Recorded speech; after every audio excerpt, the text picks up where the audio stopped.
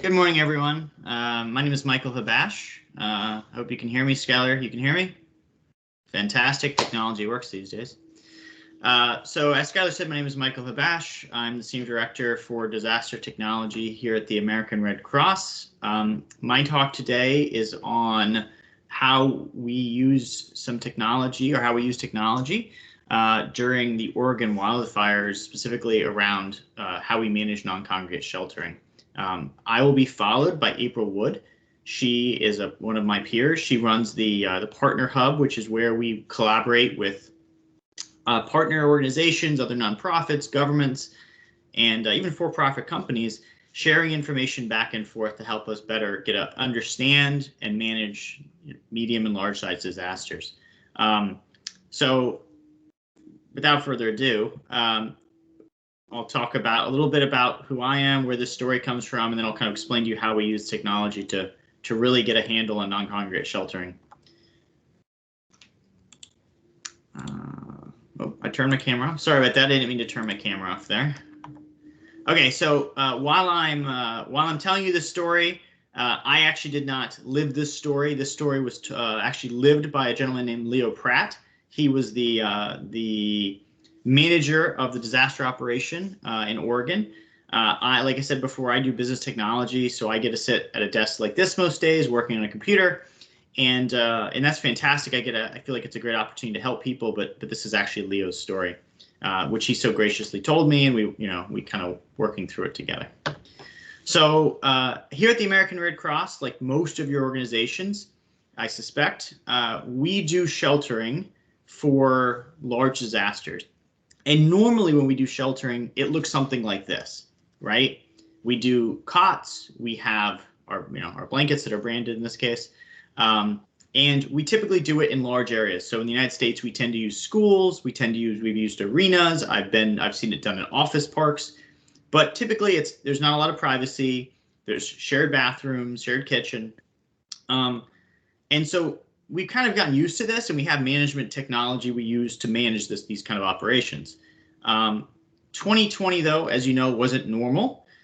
And because of that, we were we were struggling, or I say struggling, we had to make some big decisions about how we wanted to shelter people during disasters, right?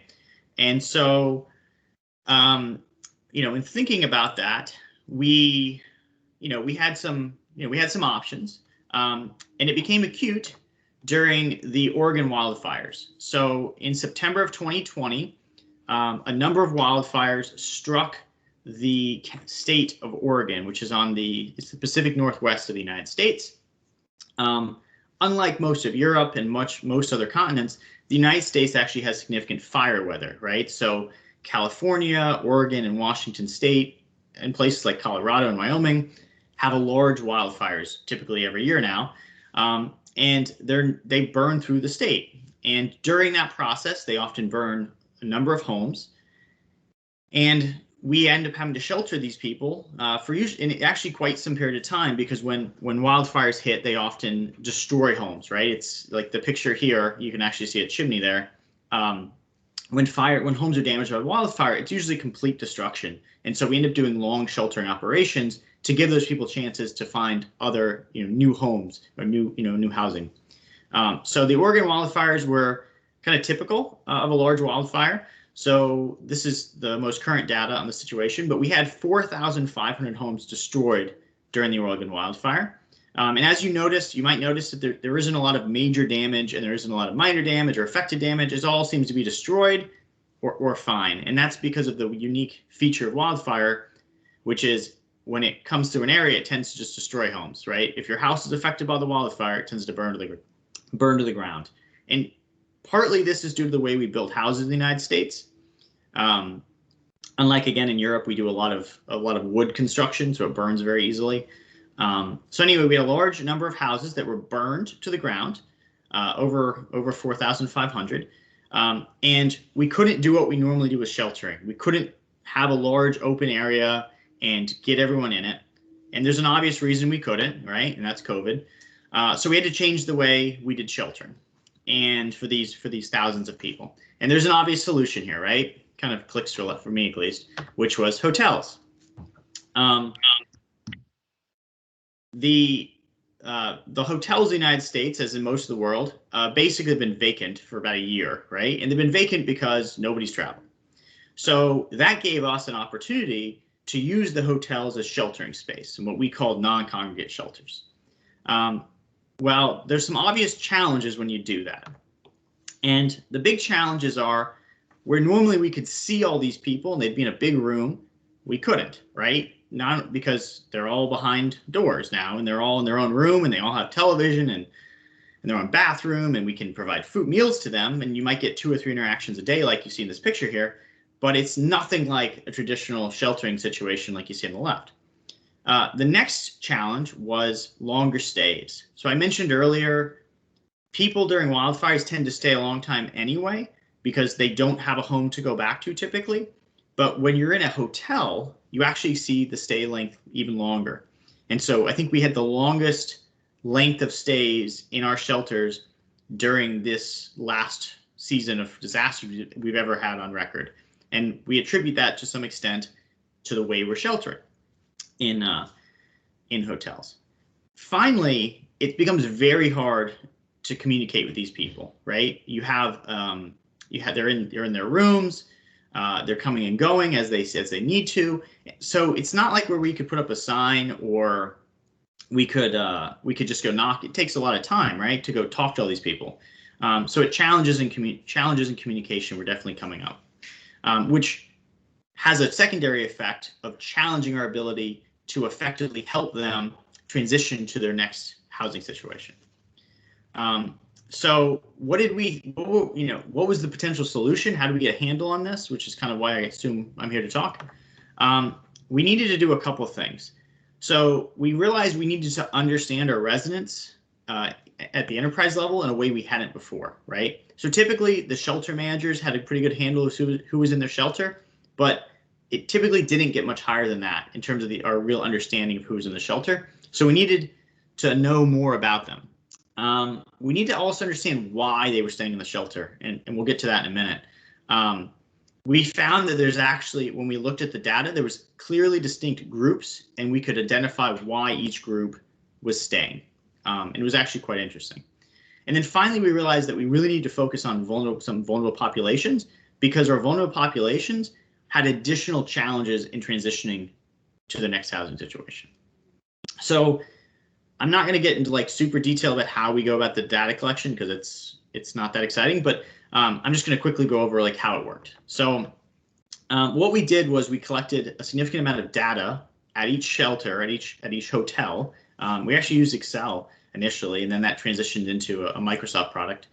But we collected and aggregated that data across the shelters. We then visualized that for the first time, and I'll show you what that looks like here in a minute. And then we started digging into it and uncovering new insights. So we actually had analysts who kind of dug into this data, and from the data was able to identify, some of these unique insights here. So here's an example. So this is the dashboard they've initially populated with the data, and I'll point out a couple insights that kind of stood out to us. So you notice on the left, we had a homeless population at this time of people who had self-identified as homeless, 107 people out of the total. And we found that this was true throughout this entire disaster. About 11% lacked housing pre-disaster, right? Or they were precariously housed. That is, they were living in a temporary shelter, living in their car, couch surfing, which is a colloquialism. And this small group took a significant amount of resources to provide them, to help them transition to alternate housing, right? To leave our shelters and move to something more stable. We also found something very interesting, which was there was a number of people, and you can kind of see, let me pull up my little pointer here. You can see that there's a lot of people from like all the counties of Oregon. So while the big counties here, this is a county distribution, Lane, Jackson, Lincoln, these are counties that had a significant presence, the wildfire burned through them. But then we actually had represent people from all the other counties of the state. And what we were finding was there were people who had left safe places, come to shelters for a number of reasons. one, they were previously precariously housed or homeless, right? So this was an opportunity to get a safe place to stay. Two, they had heeded an evacuation directive from a local government organization that had just been broad, right? They saw it on the news. They said, "Oh, we got to evacuate too." They left. And this kind of goes to what you see down here. So this is the distribution of households with damage, right? And black here represents homes that did not have any visual damage. So people who are in our shelters whose home did not have visual damage. And this is about a third of the people in the shelter. And so we were trying to figure out, well, why would they be staying in a shelter if their home wasn't damaged, right? Like, why wouldn't you just go home? And what we found again was within that group, there were a couple of subgroups. So one was we found that some people just evacuated and were waiting to be told it's safe to go home. So when we communicated to that to them, it's safe, here's the government information that says you can go home, they chose to leave. The next group was they were precariously housed pre-disaster. So their housing situation pre-disaster was not particularly good. The home was poorly, not very habitable. And so they had just chosen to remain in the shelter longer to avoid going back to that precarious situation. So through this process, we actually learned quite a bit about who was staying in our shelter and what they needed. And what we did was we directed a lot of our resources towards the vulnerable populations, specifically people who are, and I've mentioned it several times, precariously housed, people who are homeless, and really help them find their next housing.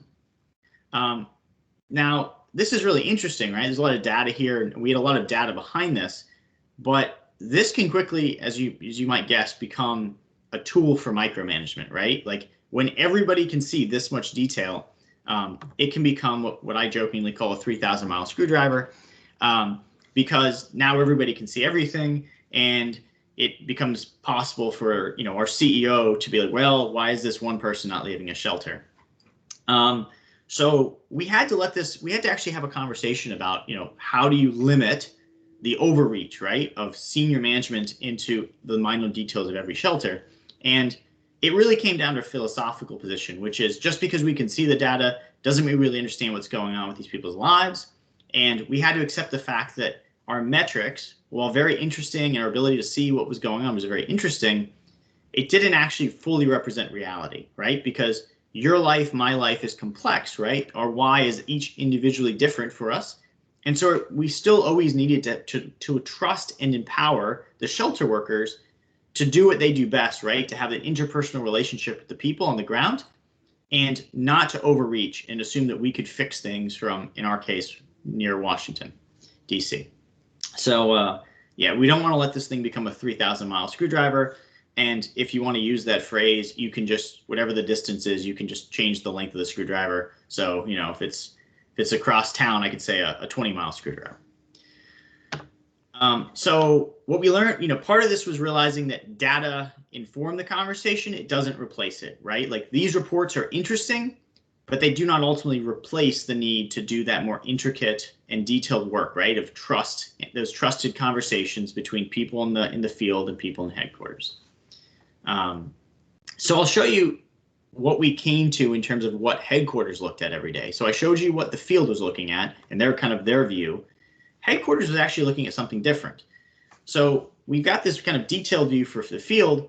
Headquarters actually was kind of zoomed out a little bit and really kept themselves focused on what was going on at the macro level to see if there was big trends that they could resource or they could help the field with. But again, our headquarters realized that they needed to kind of stay at their right altitude, to give you a metaphor, and not get zoomed in right to each individual person, because it wouldn't be an efficient use of their time and it would create bad blood or things like that. So that's generally how we did this, and we learned a couple lessons in the process. So the first one we learned, and I didn't quite cover this in terms of the steps when I talked about how we did it, was we learned that garbage in, garbage out. So what that means is we learned that when we did our initial round of collection of data for these people, that for our residents, we learned that many of them when we collected the data, were giving us a lot of information, and we were recording that in our tables. And what we were learning was that that was actually causing a lot of confusion when you looked at the actual the data coming out of the system, right? So what we did was we created a pretty specific data dictionary and really limited the field options for all the, for the forms. And that really helped us hone down what we were collecting. It forced us to do the due diligence of really defining what we were collecting about each individual and what each data, field, what value meant, right? So we had to get specific, right? When we did that, the data became more useful. As I told you earlier about, you really got to dig into the why. Even with all that data, we still found out that individuals each had a unique why for why they were in the shelter initially and why they weren't leaving. And you can try to build a system to capture all that, but really it would be more useful, we found, to empower the field workers with the right resources rather than creating a perfect picture 3,000 miles away for somebody sitting over there. The precariously housed, like I've mentioned many times or several times, took a significant amount of work to help them, right? They had a lot of requirements and a lot of needs, and we were able to better identify them through this analysis. And one of the issues, and I didn't again talk about this before, but Oregon has a large migrant labor force. So Oregon, California, Washington State, there's a lot of migrant labor that comes in to specifically work on farms and in tree farms. And going into this process, we were under the assumption that that population was going to need a lot of support. And what we found was actually the opposite. We found that the migrant labor, for whatever reason, the migrant population was not a significant part of our shelter population. And they basically moved out of the area fairly quickly once the fire reached it. So for some reason, and it's likely that it was probably because they were mobile, right? They move up and down the coast to do work. So when they saw the fire, they just picked up and left early. That's at least the working theory that I've received from the field. And then last, we found that many people, if we just told them it's safe to go home, left. But they really were waiting for that official announcement. It is, from the government, it is safe to go home. And so by kind of facilitating that conversation between the government and the shelter residents, we found that all of a sudden we had a lot of people say, "Oh, I'm good. I'll go home now." And that was a really interesting dynamic. And I know it sounds kind of silly, but they literally just waited for us to put up a sign, essentially. And not knowing that we needed to do that had actually slowed down their departure. So that's what we learned from this process. And I know I went through it fairly quickly, but hopefully I saved some time for questions here. So I'm just, if there's any questions, I'm happy to entertain them now. I know I took only about 20 minutes there. And if there's no questions, then I can be followed by April Wood. Thanks, Michael. I just want to encourage everyone to use the chat if you have any questions, and maybe share with us which organization or national society you're from, so we can have a sense of where everybody is joining us from. We do have a question from Michelle. She brought up two things. One, hotel stays or when people are in isolation. She brought up the point that there can also be risks that can go unseen, which I think you touched on. It's harder to make that contact with the client. And she was also asking about, you said it was a little detailed, but to potentially see the form for collecting individual data. And she's wondering if we track any protection or mental health needs and trends among those sheltered in hotels. So the American Red Cross does provide mental health support. And so those workers do collect information about the mental health needs of the residents of the shelter.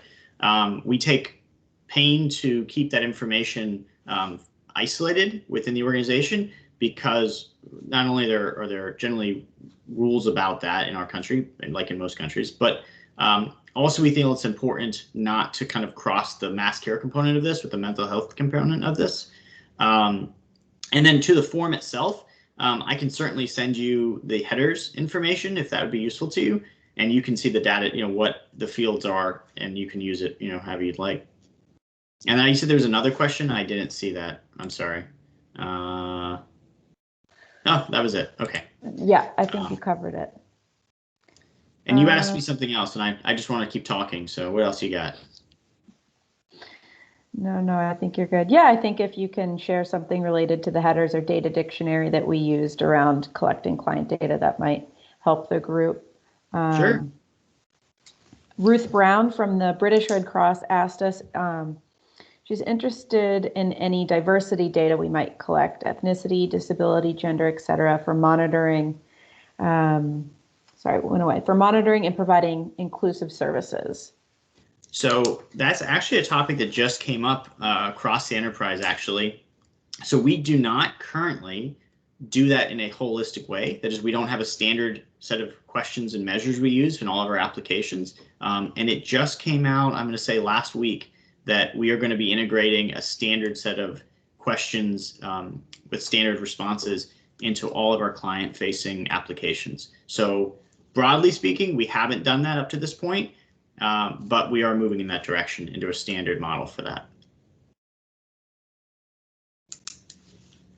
That's a good question. Yeah, that's becoming quite an issue. So in addition to collecting that diversity or vulnerability data, are you able to speak to how we use that to inform our services, or how we may use that in the future? So I can speak to my own experience. So a couple of years ago, there's a measure in the United States called SOFI, which is this, I might be saying that wrong, but essentially it's a vulnerability index. And we've looked at targeting our distribution of emergency supplies and our various field operations using vulnerability, and that's the calculation, right? It's an index, as one of the measures that we input into the system for targeting neighborhoods and regions of our communities. So in the United States, we're able to get data typically down to the census tract level, which can be an area between a couple blocks, in a large city, to a huge tract of land in a state like Wyoming that has a very low population density. But we've I don't want to say we struggled with using it, but we've internally debated its appropriateness for use. And I'll give you an example. So the debate has often been around, if a disaster strikes a particular neighborhood, right? If a tornado goes through a neighborhood, does it matter how wealthy those people are in terms of our initial response, right? And how, like, the idea of vulnerability really gets to these kind of other measures besides the effect of the disaster. So how do you weigh those things in the algorithm, right? And to kind of embed your opinion about where you should be prioritizing resources. So we do use it. We provide it to our field staff and so they can make their decisions, but we don't have a strong, at least we haven't yet had a strong position on, how to ultimately use that index to pick, which census tract will get initial services. And that's still a debated issue here, I can tell you.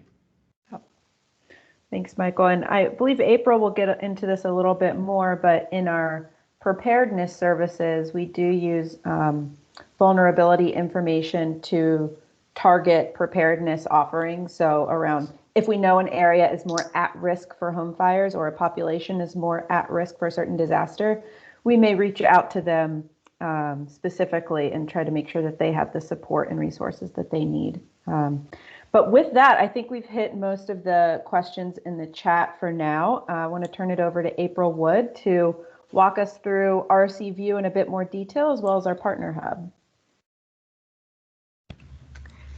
Thank you, Michael and Skylar. Great presentation, Michael. Skylar, just confirming you can hear me okay? Okay, great. Okay. Thank you. Well, good morning, good afternoon, and good evening to all of you. Thank you so much for taking part of your time to spend with us to learn more about how we're using technology at the American Red Cross. As part of our presentation, Skylar, if you're able to pull up RC View for just a moment. Before I dive into the Disaster Partner Hub, I just wanted to show you a quick sneak peek at RC View and what is known as our National Operations Summary. So for us, RC View is our incident management system that we're using. It has transformed us as an organization and united all of our divisions and regions across the United States.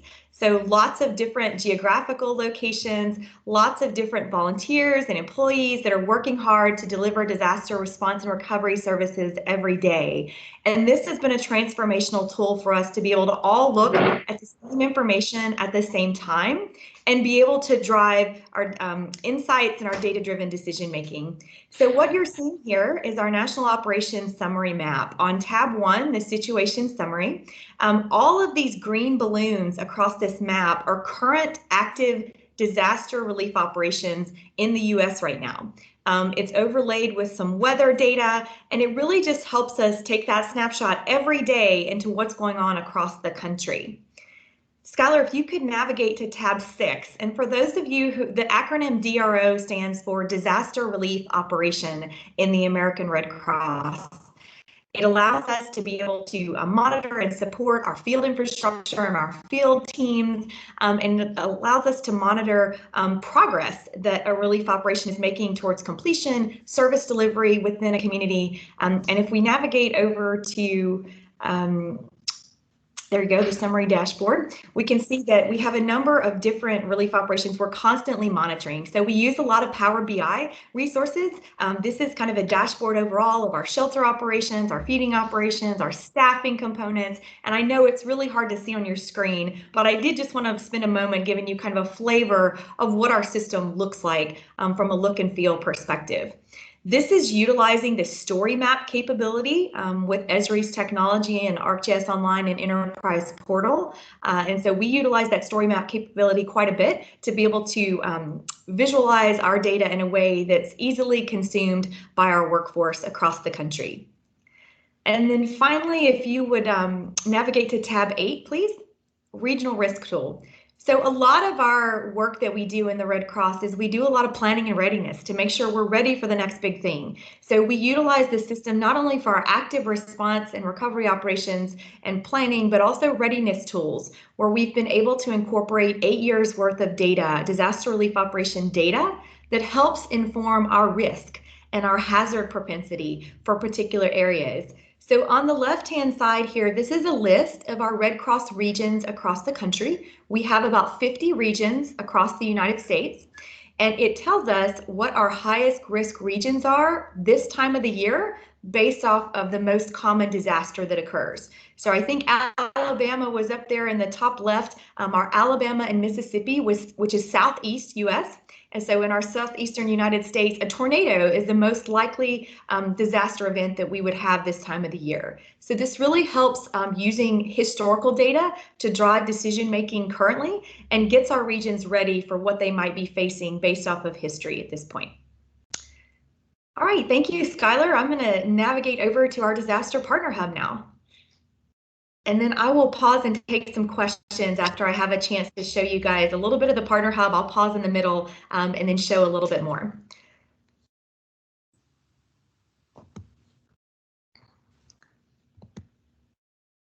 Can you confirm you can see my screen, Skylar? Yes, it's just loaded. Great, thank you. And I'm going to turn my video off while I do this demo because I think it allows you to see the screen a little bit better. So as part of our long-term roadmap for RC View internally for the American Red Cross, it was really important for us to be able to build a space for us to be able to share information products with our partner organizations we work alongside every day in disaster response and recovery. So we have a robust partner network. We have more than 100 national organizations that we routinely work with on a regular basis, and many more local and community partners in affected communities. So part of the Disaster Partner Hub genesis was making sure that we were building a place. It is not open to the general public. So it is a closed hub by invitation only, with our primary audience being voluntary agencies active in disaster and nonprofits, government organizations at a federal and a state level, and in the future, likely a county level as well.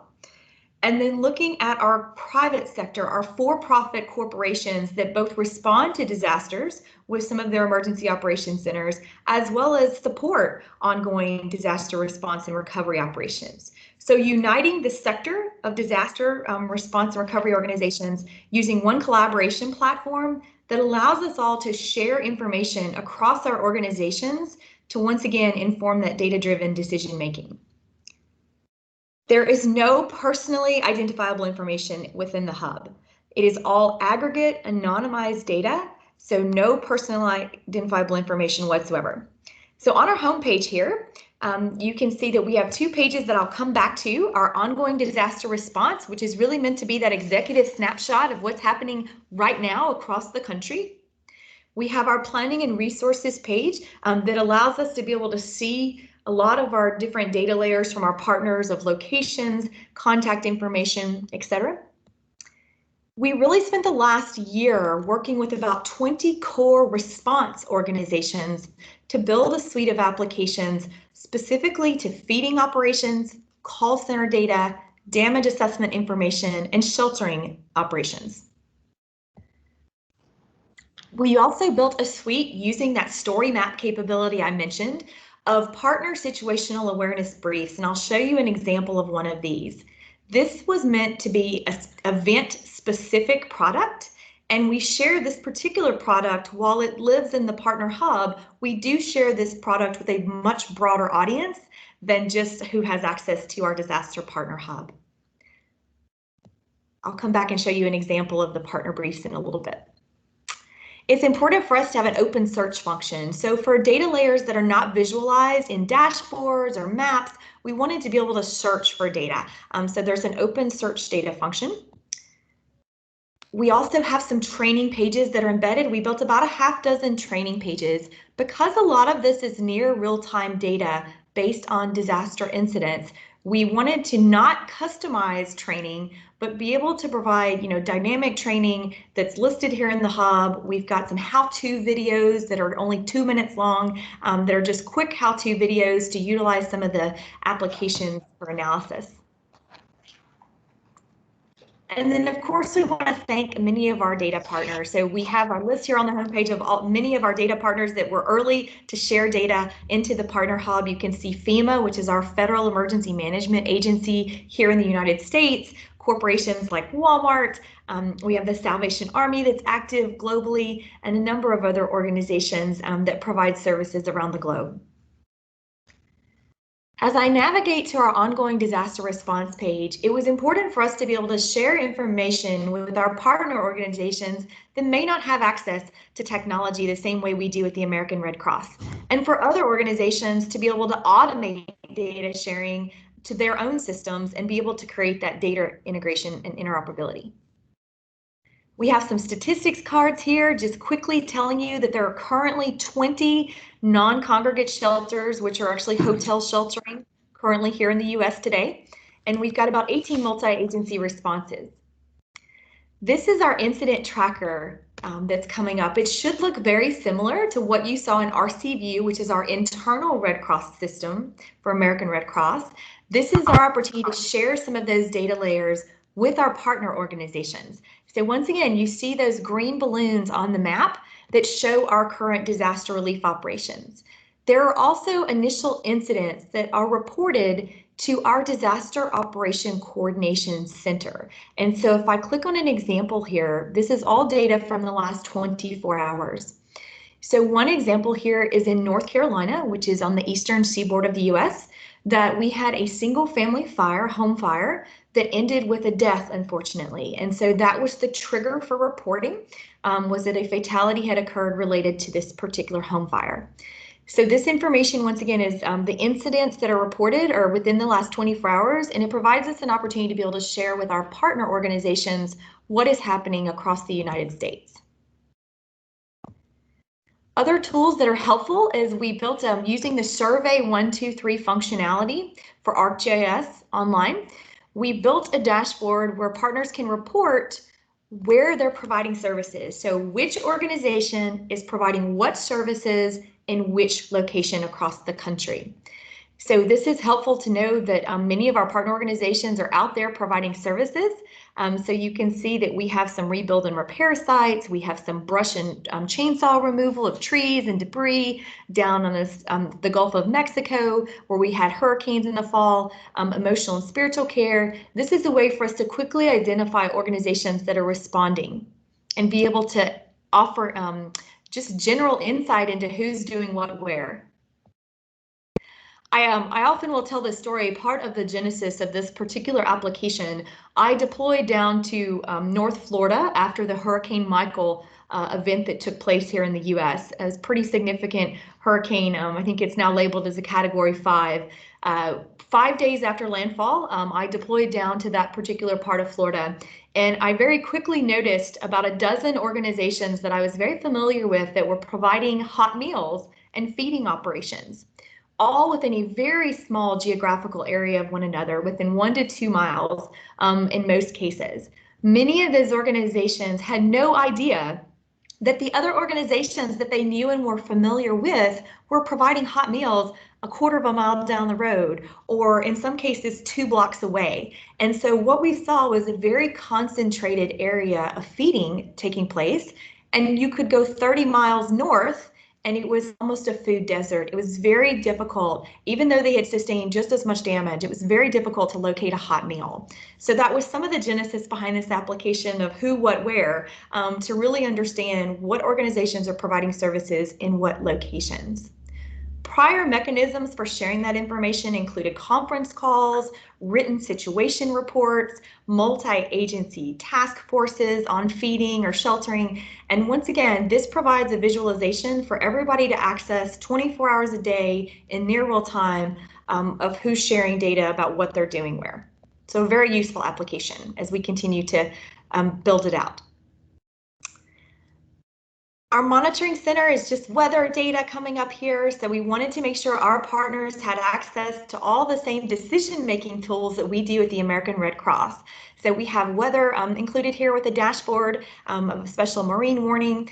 On the left over here, we have our, once again, our federal emergency management agency, some of the open shelters, transportation information, COVID-19 data for the US specifically, to be able to understand what states have outbreaks and what locations might be safer for volunteers to deploy than others. And then FEMA IA on tab 5 is our FEMA Individual Assistance Program run by the US government of presidentially declared disasters where people can apply for assistance and support from our government. And then of course, being able to see power outages across the country. I'm going to head over to our planning and resources page, and then I will take a few questions before we jump into some of the dashboards I wanted to share with you. So here on the planning and resources page, we built a map that has lots of different layers of data, and it'll take a minute to load here. But in this map, there's some very useful pieces of information that we normally would not be able to access so easily.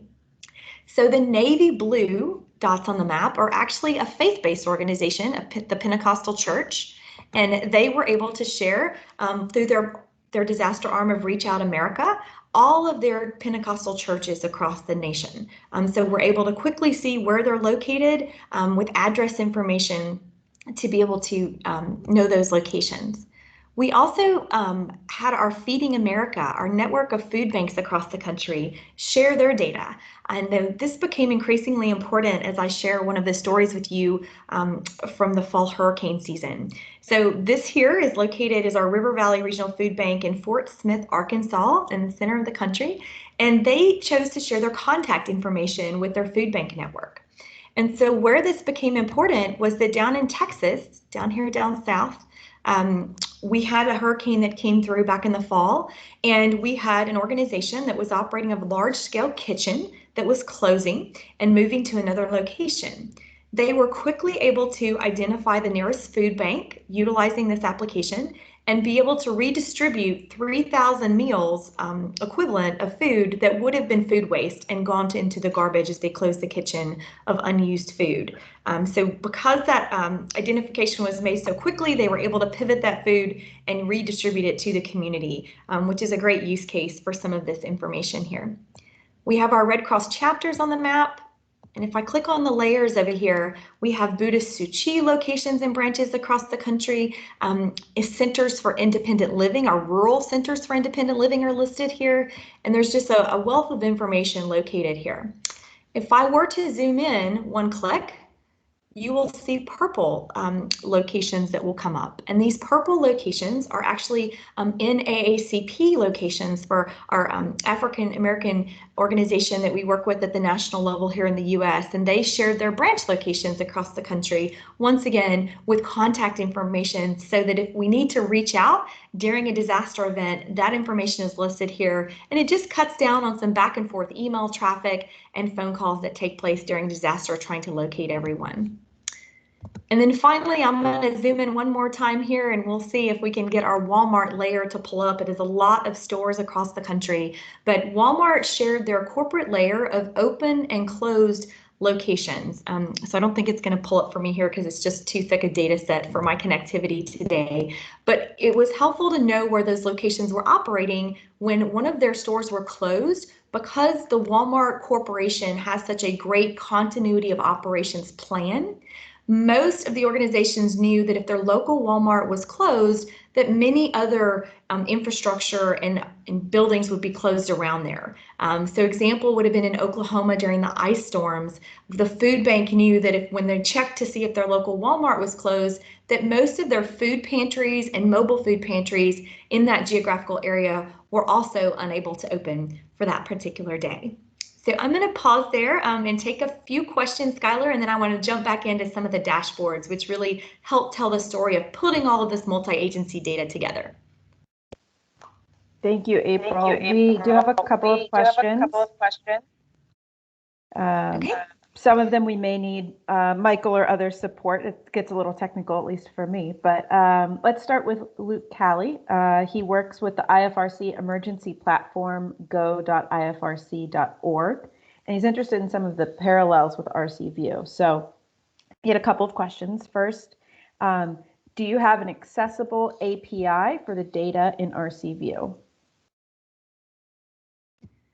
So we have an accessible API for our shelter information, our open shelters across the country, our congregate shelters, and that's important to note because I'm going to show you here in a moment on the shelter dashboard, the non-congregate shelter we consider to be more of a private data set, so we do not have an open API for that. Part of what we are working on and evolving as the American Red Cross is being able to offer additional open APIs or feature service layers for some of our data going forward. And there's been a lot of that discussion happening with our partner organizations as we meet with them and ask the questions of what data do you need as an organization to make decisions, and what data do you have that you can share with the rest of the disaster sector? So we don't have as many open APIs as we would like just yet, but we do have our congregate shelter data that is available. And Michael, anything to add on that? Nope, you hit it right on the head, actually. Okay. There was another question about, do you use historical data to help anticipate emergency needs? I think the answer is yes, and as April showed us earlier, we feed a lot of that historic data into our readiness dashboard and analytics, which helps to inform future planning and anticipation of storms, as well as material and human resource supplies. Two that are a bit more technical. For the geo data, could you share your taxonomy? And what data schema do you use for alerting? For example, a common alerting protocol. Michael or April, do you know those? So actually, to hit on your, in terms of the planning component, we actually have algorithms. They're fairly simple, but we have algorithms built for predicting the potential range of emergency requirements for a response operation. So we currently are making estimates. We call them assumptions, but we make estimates for the number of homes we think will be destroyed, the amount of food we'll need, the number of people we'll have in shelters at peak sheltering. We also do geographic estimates. So we kind of estimate where we believe the impacted area will actually physically be. Obviously, most of this doesn't apply to no notice events, right? After a no notice event, we still run the estimates, but obviously we kind of are reacting at that point. They're mostly used for things like hurricanes and places where we have kind of a big event coming up that we have notice for. In terms of schema for geodata, so we're currently actually all over the map on that, to be honest with you. We do not have a strong, we're actually working on right now to standardize our schema across our data sets and to be able to start warehousing that and being able to do cross data set analysis. And then the last question, which I actually should have in front of me here, I don't fully understand the question actually. I know the Common Alert Protocol, that's a DHS Fema protocol, but I don't believe we use that data specifically for our work. Maybe I misunderstood the question. No, I think that's right. The one place where that might change is we're developing a new dispatch system for our local disaster action team. So when there's a smaller disaster like a fire, we're working on a system to manage dispatching people and alerting them of local disasters. I am not sure what type of protocols they might be using for that, though. We have a question from Raul from with Colombian Red Cross. He's an information management officer there. He's very interested in what we're doing with the Esri tool. They currently have an ArcGIS Enterprise version and would love to be able to talk about and exchange experiences. They've developed their own dashboards and surveys and would love to connect with him and his colleague Pedro to learn more. So maybe at the end of this, if you guys are comfortable, we could share Michael and April's email addresses. And if they're not the right person to connect you or others requesting on the chat, we can get you with the right people at the American Red Cross. Absolutely. Okay. April, another question from our colleague Michelle at the Canadian Red Cross. Have we considered adding layers for national mental health services? Not sure if there are national or regional organizations in the US that would be suitable, but it's an interesting prospect. In Canada, they've done a lot of national mapping of mental health services. I love that question. I didn't quite introduce myself, but my background is an emergency room nurse. So I am not a tech expert. So I appreciate Michael jumping in on some of those questions as well. I have worked for the last decade in the partnerships field, working with many, many different organizations. And so part of our goal is to continue having these data sharing discussions and looking for valuable data sets. So I often talk with partners. This is not about the quantity of data sets. We're not trying to pull in data from everywhere and every organization's data sets. We are looking for specific, strategic, targeted data sets that drive decision making during disasters. And so, yes, we definitely want to add layers of mental health. I do not think we have that currently because we've started with a very focused approach of our rollout of adding different data sets. But we have a backlog of conversations of many organizations that we're looking to discuss the data sharing opportunities with. If you have a feature service layer, or if you guys have any data layer that you're willing to share with us that would cover any of those mental health services across North America or the US specifically, I would love to take a look at that and explore potentially adding that data layer as well. But yes, we're looking to do that. There's a number of health and mental health layers that we would like to add in the future. Okay, I think we're all caught up on questions. I will point out another colleague from the IFRC Go team, Justin, reached out and is also interested in connecting. So we'll make sure to swap some contact information at the end. But yeah, April, you have the floor to show us a little bit more. Great. And just on the technology front, just to distinguish once again, because I'm not sure I was very clear. So RCView is our enterprise portal instance in ArcGIS, and Hub, the Hub technology that you're seeing right now that we're sharing with our partners, is ArcGIS online based. So different environment from RCView that sits in our portal. Technology. So just wanted to make that distinction because it does allow us to use some different applications. We're using the story map capability in both Enterprise Portal as well as ArcGIS Online. But I'm going to continue here with sharing some dashboards and then we'll take some more questions at the end. So here, hopefully you guys can see I have a dashboard pulled up. This is using Experience Builder for those tech folks on the phone that are familiar with Esri technology. Experience Builder is one of their applications that's available. And the vision behind this dashboard was really to be able to pull in call center data from different organizations to drive situational awareness and decision-making, resource intentionality of where we're directing resources and adjudication of resources. And we're still having conversations with about 3 other organizations to potentially add their data into this call center dashboard. So organizations like 211 here in the US that takes in a lot of phone calls across the country for disaster needs. General Motors runs their OnStar division for vehicles and mobility data and being able to push their red button in their vehicles for crisis response data. So we have ongoing conversations to hopefully add to this dashboard here. But what you're seeing is American Red Cross call center data that we are sharing with our partners. So this is it's currently filtered by this month. So 20 days worth of data where we've taken in more than 15,000 calls from a little more than half of our Red Cross regions. Not all of our regions are on the same system yet. We're working towards that over the next few months or so, but this is from a little more than half of our Red Cross regions across the country.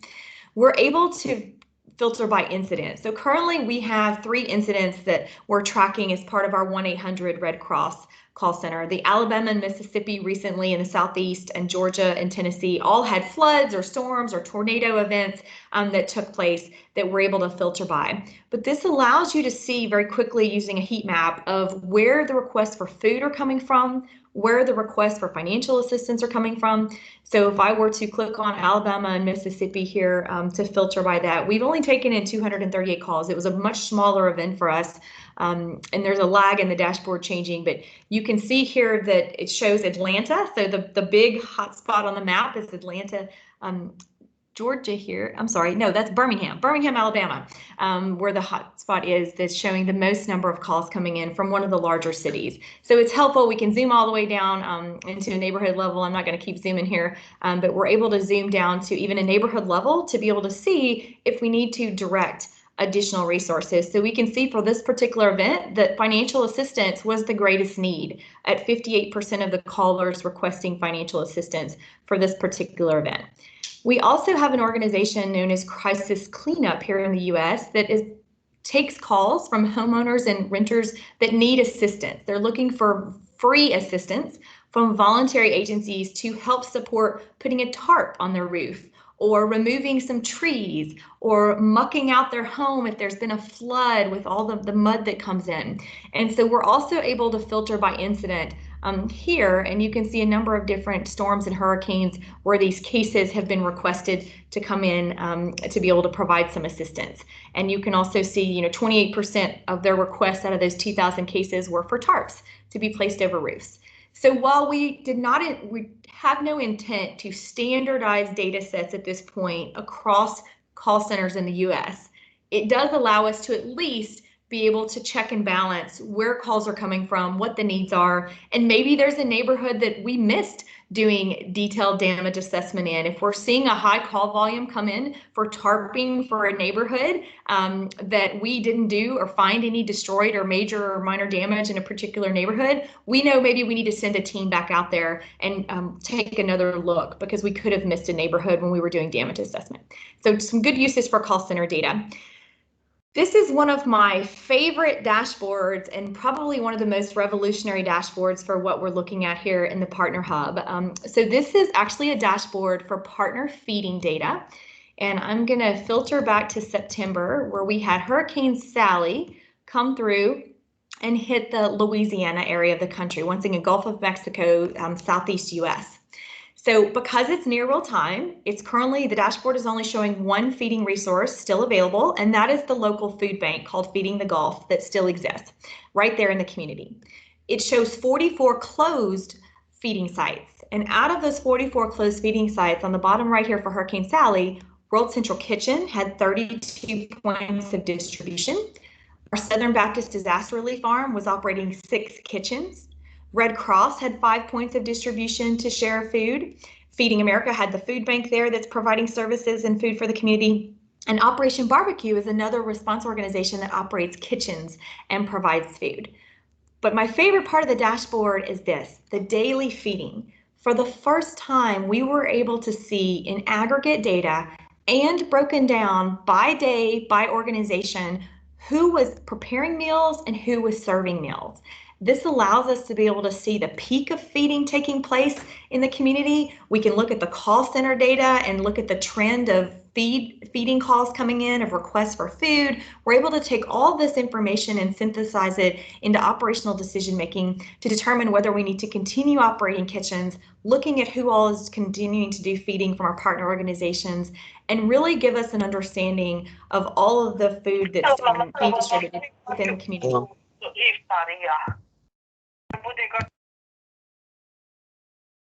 Okay, great. Thank you. We had an open mic there for a moment. So this allows us to be able to have conversations. I know I was on several calls where one organization was asking another where they had their feeding locations, and we're utilizing Survey 123 to capture this data and populate these dashboards. We also developed part of a feeding page that you could access a number of these applications. And in this feeding page, we had an application at the bottom of the page that's analysis, feeding and planning analysis. And this allows us to be able to pull in data sets and do an analysis of a community. It's going to take a moment to load here, so bear with me for a second, and I'll show you some of the capabilities that this particular map has. So part of what we're using this for is to be able to understand who is providing feeding where and what other resources are available within the community, as well as being able to overlay some disaster layers and other pieces of information. So if this, click through here, I had this pulled up, but sometimes it kicks me out. So you could search for a particular place in the country. Over here, we have demographic data. So the question about social vulnerability, we have popular demographics, we have a vulnerable Latino block that we have here, all of the CD social vulnerability. If we were to zoom into a particular part of the country, we can add natural hazard layers. So you asked about historical information. We can add historical tornado tracks across the country and be able to see, and flood areas across the country and be able to see that. And so this shows our tornado tracks across the country previously. We're able to add additional information about weather layers. We can add infrastructure layers, lots of boundaries if we want to add our Federal Emergency Management Agency boundaries and our Salvation Army territories overlaid with our Red Cross regions. We have the ability to do that. And then we can also add other locations of importance. So here you can see we have the data set of the Walmart stores, the crisis cleanup work sites, state emergency operations centers, Salvation Army. So we can add a number of different locations across the country. So I added the food banks. So you can see where the food banks are located here. And then you're able to add any other data that you want to pull in from ArcGIS Online. So additional data where you can do a search in the Living Atlas that's maintained by Esri and add other data sets to then perform your analysis. So in the interest of time, I'm not going to go into the analysis here, but we are able to conduct that down to, once again, a neighborhood level, 1 mile radius, 5 mile radius, whatever you set your geographical area at, and then it'll perform that analysis of what resources and data sets are available within that community to be able to inform decision making. I'm going to navigate over to our shelter dashboard now. So I mentioned that while we have an open API for our congregate shelters across the country, we are really avoiding congregate sheltering whenever possible. So we know that people still have emergency needs, whether it's a house fire or a tornado that strikes. We are meeting those needs through our non-congregate shelter program, as Michael mentioned, for the Oregon wildfires. But here is where in the hub, under the second tab, we're able to share this non-congregate shelter data with our partners. So right now, we have 22 open hotels across the country with a population of over 400 individuals that are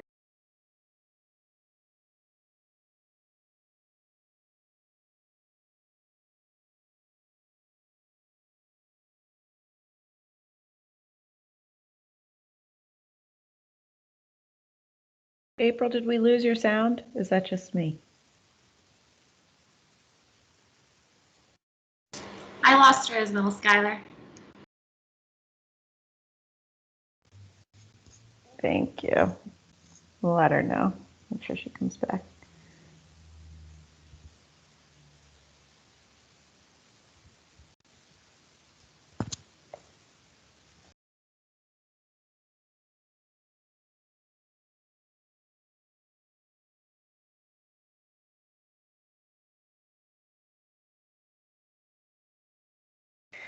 April got kicked off of Teams real quick, so hopefully she'll be able to join back with us in just a minute. Justin, I'm glad we were able to answer some of your curiosity around the overlaying hazard data with historical impact and eventually our response data. And Paul, I see you from the British Red Cross. We'll get to your question in just a minute. Hey, April's back. Welcome. Sorry, welcome. I got kicked off of Teams. All right, so That's the way it goes. Let me finish just a couple of things and then we'll go to questions because I know you guys have probably a few more questions. So Skylar, are you able to see my screen again? Yes, we are back in action. Okay, great. Sorry about that. All right. So I mentioned the non-congregate sheltering. Was that the last thing that you heard, Skylar? What did you guys hear me talk about last? Yep, that's right. Okay, great. So as part of that non-congregate sheltering, it just really helps us share a data set in a closed environment that's username and password protected, as opposed to publishing it on redcross.org to the general public. We feel like it's a little bit more sensitive data, as I had mentioned previously. So the last couple of things I just want to share with you guys is damage assessment. This is a really important place for us to be able to share damage assessment information with our partners and pull in other data sets. So the question about open APIs earlier, we would love to get to a place where we can share detailed damage assessment through an open API that we're able to provide our partners. And so this is Medford, Oregon. Michael had shared with you guys the Oregon wildfire event that took place in the Northwest. And so this is a number of data sets that are presented here on this comparison map for damage assessment. So we have our Red Cross detailed damage assessment information located here. And that is the red, orange, and black dots on the map. We have flyover data from Civil Air Patrol, which is the green circular information with the triangles. We have FEMA individual assistance registration data. So those are the grid squares. The darker the grid square, the higher the number of requested applicants that have come in. And let me show just a couple of points on this map. So if I were to click here, you're going to be able to see this information come up where it's an aerial image from Civil Air Patrol from one of their Cessnas, where they're looking at damage to a particular community from the wildfire. So this visual imagery allows us to make decisions about homes that have been destroyed, neighborhoods that have been impacted, as well as not putting volunteers boots on the ground in harm's way in these environmental conditions. So here you can see from this photo that some structures were spared in this particular wildfire, but most of this neighborhood, unfortunately, was catastrophically impacted by destroying all the homes that were located here on the block. So imagery is very powerful. Sometimes we're able to pull it in from satellite imagery from our government partner NOAA, the National Oceanographic and Atmospheric Administration. And then other times we pull it in from boots on the ground, volunteers that are conducting damage assessment information. So for Red Cross data, for example, if I can pull up one of the Red Cross here, this is a single family fire that was destroyed with only the foundation remaining. So we're sharing once again our Red Cross information. This is a really good tool to have this comparison map as long as you don't need a dashboard associated with it. So if you're looking specifically for a dashboard, we redirect you to those partner situational awareness briefs that I mentioned earlier, where you would be able to access that data and visualize it in a dashboard format. So I'm navigating over to our Hurricane Laura partner brief, which is a place that we could share information about Hurricane Laura. And I know Michael had a slide about Oregon and the damage assessment that was located there. Using the story map capability again, the partner brief is a great way to stack information, operational information, that allows our partners to be able to see power outage data, shelter data, crowdsourced photos is another thing that we share here, and then our dashboards for damaged homes. So if I navigate to Louisiana for Hurricane Laura, you can see here that we had more than 3,400 destroyed homes in the map viewing area, with more than 8,000 major, 19,000 minor, and 15,000 affected. So having the ability to quickly look at this is information that drives a lot of programmatic decision making, particularly on the recovery side of the House for Recovery organizations. We recently had a couple of organizations tell us we had developed these products and intended to only maintain them for about a year. We have organizations that are still using the damage assessment tabs within our partner briefs from events that occurred 2 and 3 years ago, and have asked us to continue to maintain those because they're still driving some of their disaster case management decisions around priority and allocation of resources. And so we're finding it to be a useful tool far beyond what we originally intended of that short-term situational awareness information. So Skylar, with that, I'm going to wrap up my my demo and presentation and just take discussion for the remainder of our time. Thanks so much, April. We do have a couple of questions in the queue, so let me scroll up and see where we left off. So just sort of administrative, Jerry Redmond asked if there's going to be a recording of this presentation available. We are recording today's presentation. We're going to work with the IFRC and Solferino Academy to share this back with them and probably host it on their site. So I believe that's where recordings of any presentation during Data and Digital Week will be housed. Let's see. So Paul Knight from the British Red Cross is a GIS and IM advisor. He was asking how we go about keeping data from other organizations up to date, and how do you work with different data sets that might have different data structures? Another great question. So as part of our data discovery discussions that we originally hold with partners, each organization is responsible for both sharing and maintaining their data sets. So we have a discussion up front about the frequency, the refresh frequency of the data, how the data should be shared. So 3 ways that it can be shared. It can be manually entered in a survey. So for some of our partners that have just a few kitchens that they operate, that they've chosen to use the survey manual entry as the way to share their data. Other organizations like the Food Bank Network that has more than 200 locations across the country, we've appended the data in bulk to be able to provide that. And we agreed upon a frequency refresh of only annually, once a year, because that food bank data is fairly static and it just does not change that often for food bank locations. Other organizations like the World Central Kitchen feeding data set, we automated that through scripting.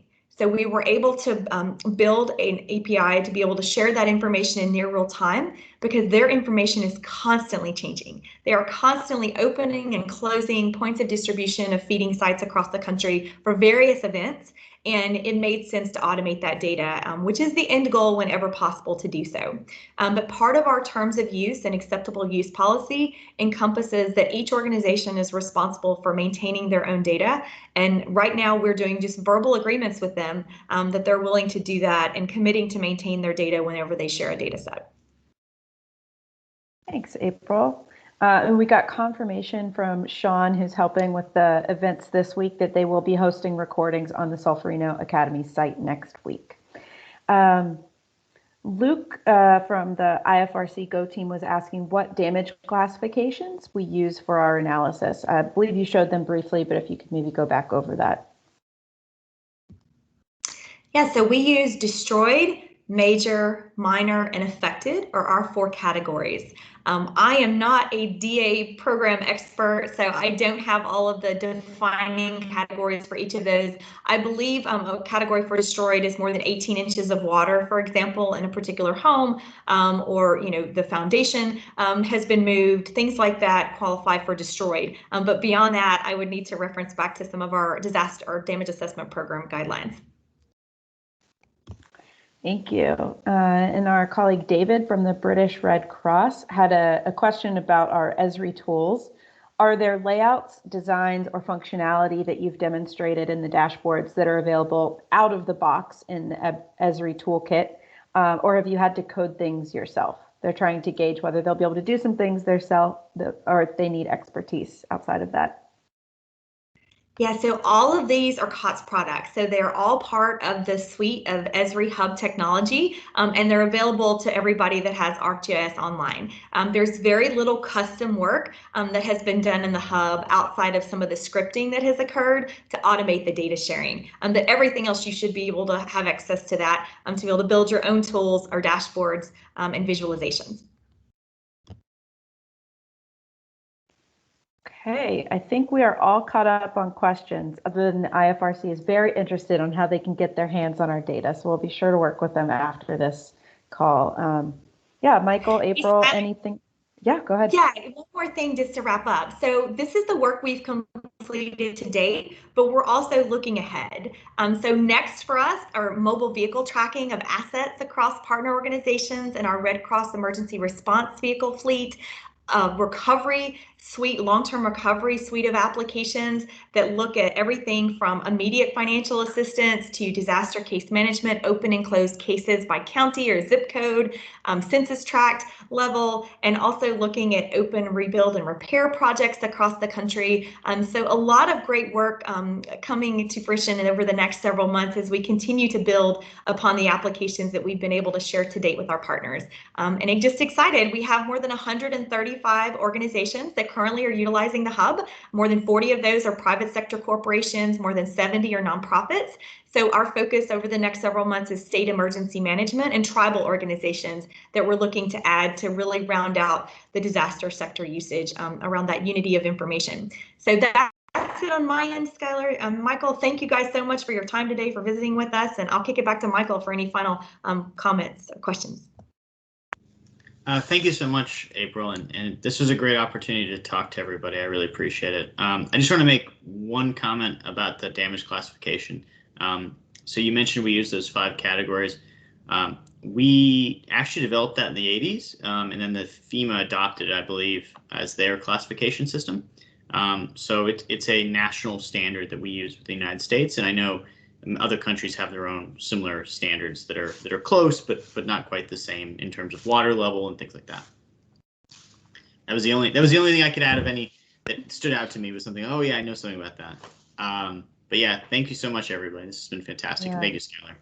Absolutely. So one last question that I'll help to answer. Colleague Frank asked if we use our business intelligence tools in addition to disaster relief for our emergency rescue services or ambulance services. And I just wanted to clarify that in the United States, the American Red Cross does not provide those rescue or ambulance services like some of our sister societies. So right now it's primarily for disaster relief purposes, though we have some other missions in the American Red Cross, like blood donation services and training services, support to our armed forces, and we're beginning to expand our business intelligence and mapping capabilities to those departments as well. I think that's it, but Michael and April, if you want to throw your email addresses or a good contact within the chat here for any of our colleagues that may want to reach out. I've also captured some names, so we can do a lookup in the registered attendees with the IFRC and make sure that we get in touch. But I think that's it for today. Thank you all for joining us. We're so excited to have so many colleagues from across our national societies join us today, and hopefully you got a little bit of a better understanding how we use the ArcGIS technologies within RC View as well as our partner hub. And we hope to meet with you again and begin the collaboration after this call. So thank you all very much, and check out the chat if you want people's email addresses. Thanks, everybody.